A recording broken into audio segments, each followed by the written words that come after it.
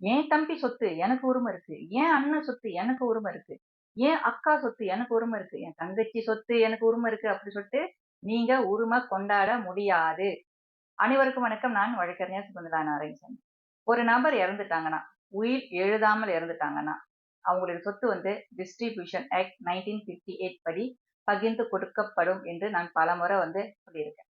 அடிக்கடி நம்மளோட சமுதாயத்திலேயே ஒரு பிரச்சனை என்ன கிளம்பும்னா, ஒரு உதாரணத்துக்கு ஒரு வீட்டுல அண்ணன் இருக்காரு, அப்பா அம்மா இருக்காங்க. வீடு அண்ணன் பேர்ல இருக்கு வச்சுக்கோமே. அப்பா உயிரோடு இருக்காரு, அண்ணன் கல்யாணம் பண்ணியிருக்காரு, மனைவி இருக்காங்க, 2 பிள்ளைங்க இருக்காங்க, எல்லாம் ஒண்ணா ஒரு வீட்டுல இருக்காங்க. அண்ணன் திடீர்னு இறந்துறாரு வச்சுக்கோமே.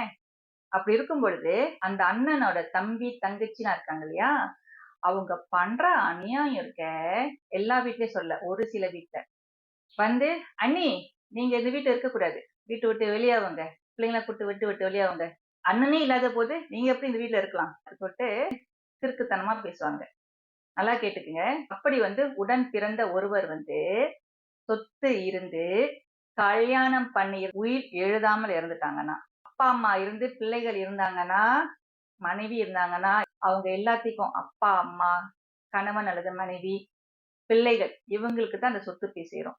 அந்த அப்பா அம்மா இருக்காங்க இல்லையா, அவங்க அதுக்கு அப்புறம் அந்த சொத்து கிடைச்சிட்டோன்னே உயிர் எழுதாமல் இருந்தாங்கன்னா, அதற்கு பிற்பாடுதான் அந்த அப்பா அம்மாவோட பிள்ளைகள், அதாவது இந்த அக்கா தம்பி தங்கச்சி, இவங்களுக்கு அந்த சொத்துல அந்த போர்ஷன், அந்த அப்பா அம்மாவுடைய பங்கு இருக்கு இல்லையா, அது அந்த உடன் பிறந்தவங்களுக்கு கிடைக்கும். மத்த பங்குலாம் மனைவி பிள்ளைகள் பேர்ல இருக்கும்.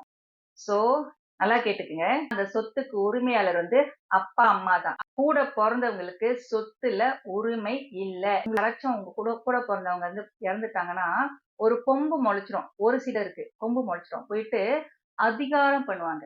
இப்படிலாம் நீங்க செய்யாதீங்க. தேய்மடுத்தனருக்கும் நன்றி, வணக்கம்.